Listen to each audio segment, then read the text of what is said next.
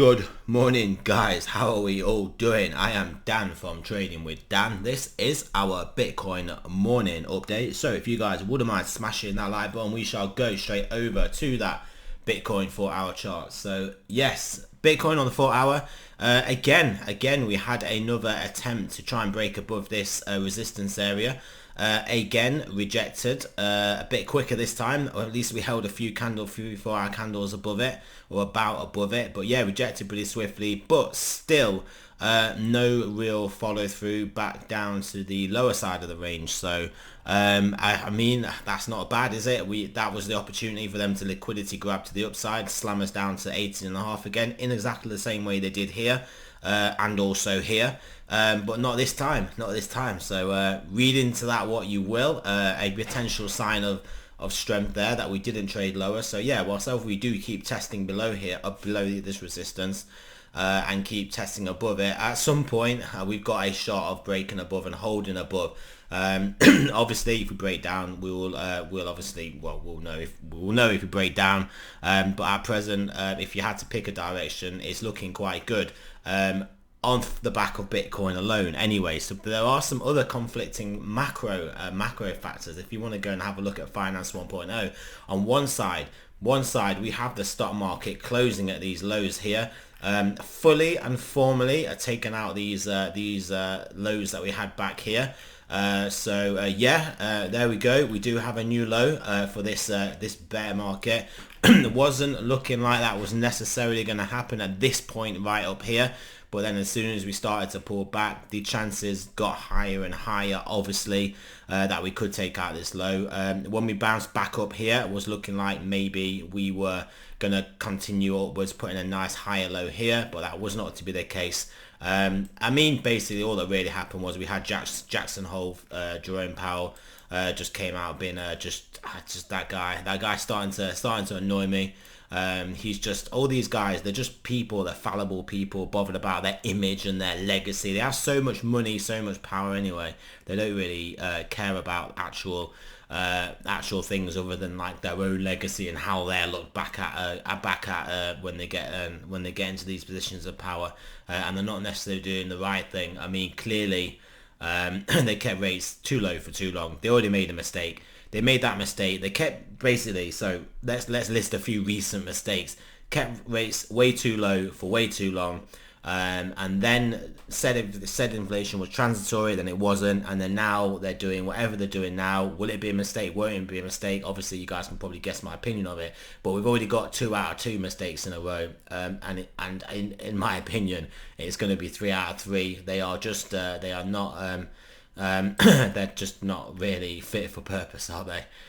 So there you go. That's the S&P. So yeah, the other side of this coin though is this DXY. The DXY is making a decent move down here. It did break below our level, so we said that should give us continuation lower. We did back check into it, and we're now coming back down. So I mean, it's pretty simple again here. We take out these lows, close below this low. We've got a new little shorter time frame horizontal to look at now, I guess, which is pretty much here. We take out this low, basically more downside.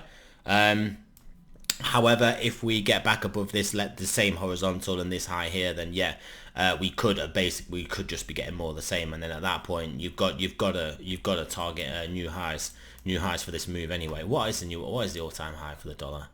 If you go and look on the weekly, okay, it was quite a bit higher then. Back in the 80s. So yeah, fair enough. That was when we did have the Plaza record, wasn't it, back in the 80s, because of obviously that move. Anyway, so that's what we got going on with the dollar. Like I've said before, obviously this massive U-turn. I mean, literally, the UK central bank was in a few days' time going to start selling gilts, running off his balance sheet. It's not running them off. He's going to start selling gilts off his balance sheet. The market had an absolute fit before they even started doing it, and then now all of a sudden, not only are they not going to be selling those gilts, I'm not going to not sell them, they're actually going to buy more. They're going to buy them. So that is the about face that can come around like that when you just get like a big move in the bond market. In fact, we'll have a look at it actually. gilt. I don't know if I'm going to gilt or UK, or it'll be UK 10-year or UK. There we go. Yeah, this was obviously the move we had. I mean, we can see like the trending move. This is what bottoms of this is what strong bottoms look like. You move down, you move down, you move down, you capitulate, you bounce, you maybe come back down and get near that low again, and then you then recover, climb the wall of worry, and then continue onwards and upwards. So yeah, you can see this move here, and if we want to look at that as a percentage, as a percentage, bear in mind this is a nice, safe, stable asset, the bond market. That's a 13% move. I think, yeah. So yeah, that's truly insane. That is truly insane move. And yeah, so obviously this happened before the BOE started even selling. Absolutely hilarious. Let's imagine if the BOE didn't cancel its selling and didn't do the buying. The hedge funds then had to start basically selling into that market as well, and then the BOE came in selling as well. I mean, where, I don't know where it would be. There's probably strong support at 0, but yeah. But anyway, not that it's that much of a laughing matter. I mean, I'm sat over here in the UK. But I'm sat over here in the UK, yeah. But anyway, it's not necessarily a laughing matter. But all I'm saying is, like, now that massive, very sudden about turn and rush in the opposite direction that the UK Bank of England has done. I mean, that can clearly happen anywhere. That can clearly happen in the US, and that clearly has to be factored in a bit, because as soon as this 10-year has a bit of a sell-off, in much the same way that this is obviously yield, so it's inverted. That was the price of the price. So yeah, if this has basically a rally which is equivalent to a dump off like that, that's it. Fed's reversing. We're done. That is it. Not only are they going to reverse, they're going to, yeah, I mean, we're fully reversed. Not only they're not going to do QT, they're going to start buying straight away. Not that is necessarily going to happen right now, because there's other factors ailing the UK that aren't ailing the US at the moment, but that is a risk. We had it in the repo market, it went from 2% to 9%. That is a pretty similar-ish move to what happened, that capitulation. Then all of a sudden, like that. So literally, we could have any event, any day of any trading week, yeah, in these markets at the moment, and then bang, we're back to QE, massive QE basically. So that is what is having to get priced into the dollar. I believe. So yeah, whether that just stops the dollar really doing much higher, or whether it then actually just drives it low from here, it remains to be seen. But that risk, I mean, has now happened in a developed economy from a major central bank. So that then has to then be the risk of that happening, or the chance of that happening, has to be extrapolated to other central banks. So yes, oil back below 80. Yeah, I mean, like we were saying up here, downward downtrend still intact, nice bounce, but still looking very bearish. I mean, this is why the trend is your friend.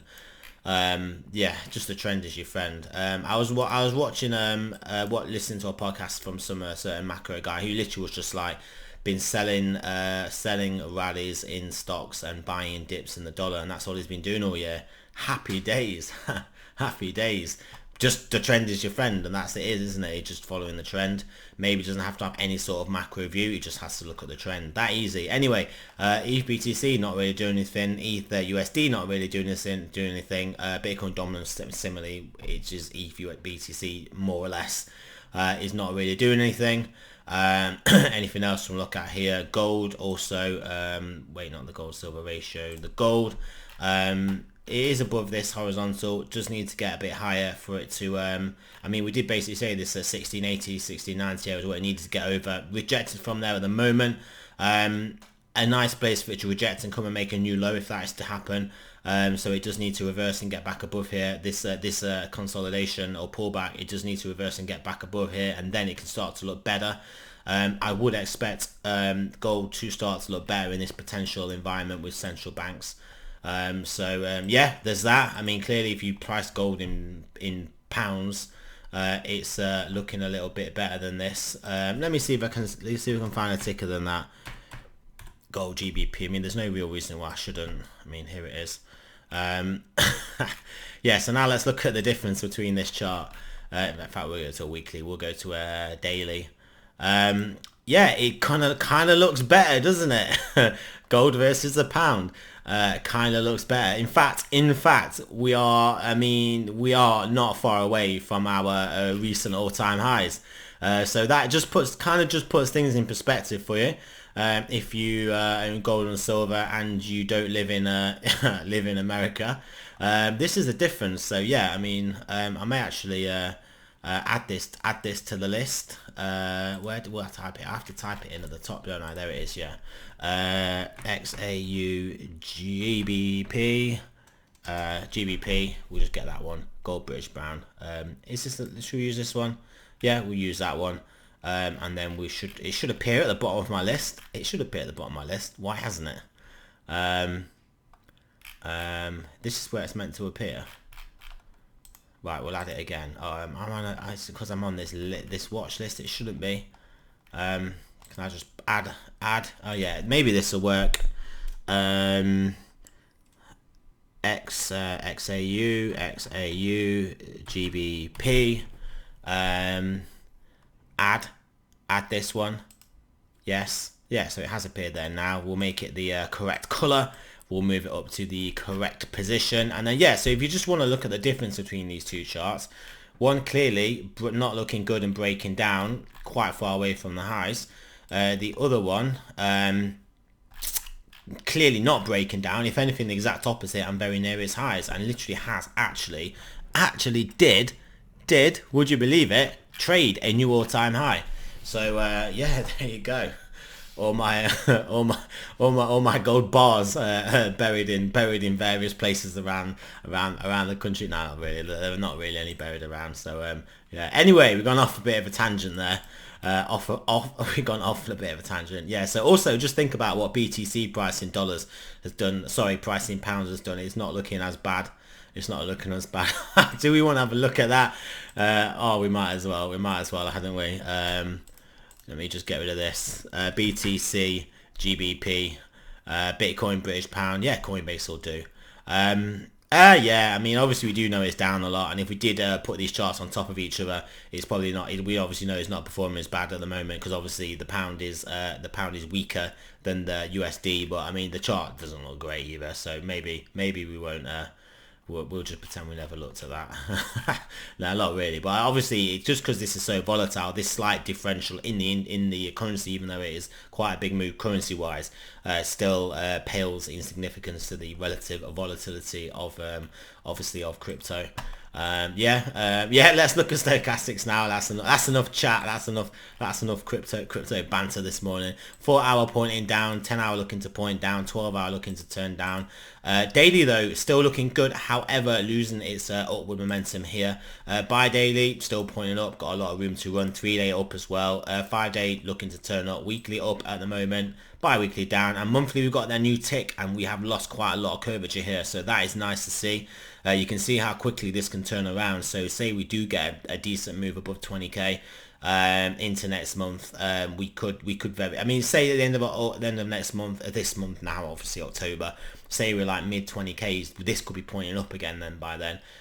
So yeah, interesting reads on stochastics. Like we are so easily near lows. We could easily have a move down to these lows, take out these lows, a wick down, a liquidity hunt down to here, even stay down here for a day, couple of days or whatever, then move our way back up and then be done with this bear market, at least, even if it's not for the long term, maybe for the medium term. So yeah, we shall have to see. But yeah, that is it, guys. Remember, this is not financial advice and I am not a financial advisor.